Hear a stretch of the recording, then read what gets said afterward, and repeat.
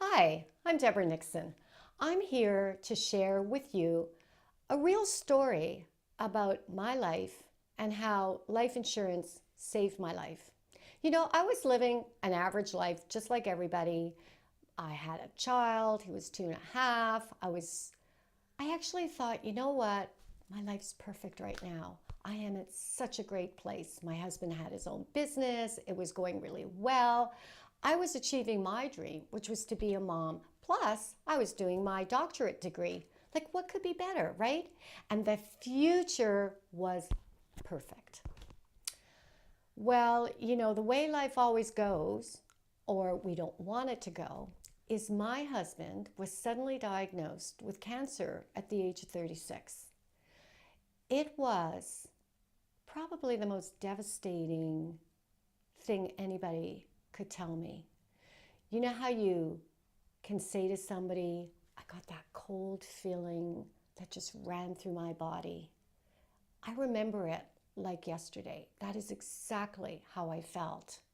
I thought, oh my God, my life is over.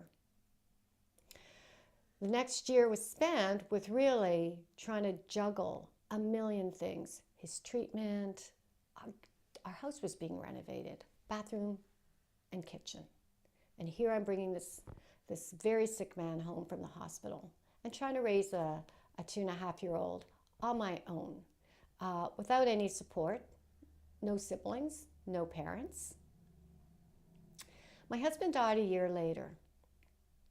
And of course, as you can imagine, it was just earth-shattering. But I have to tell you something. My life might have really, truly been over, except for one thing. My husband and I had debated over the years, and like everybody else said, oh, he should get some life insurance.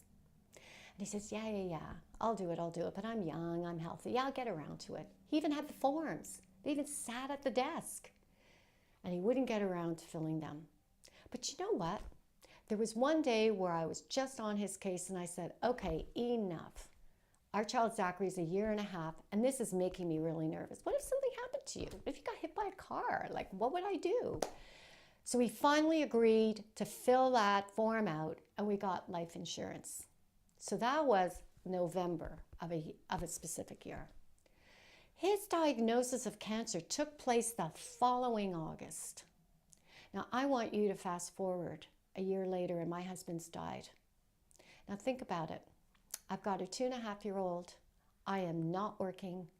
We have a house with a mortgage. He's running and building a business, so all of our money is invested in that business, and there's nothing to spare. Would you expect your husband to die at 37? I didn't. But you know what? If I had not had that life insurance 9 months before, I literally would have been on the street because I had nothing. You know what I had? $100,000 in RRSPs, which if I had cashed in, would have only given me 50. I couldn't have lived on 50. I had nothing else. But that life insurance, you know what it allowed me to do? It allowed me to pay off my mortgage. It allowed me to stay in my house. It allowed me not to have to rush out to work. It gave me time to grieve. It gave me time to get my affairs in order. It gave me time to be with my son and raise him. And it allowed me to go through a natural transition, which takes a long time to get my life back in order. Here we are, all these years later. My son's now 18. I'm in such a great space. I'm still in that house. I've built my own business, and I've recovered and done so well.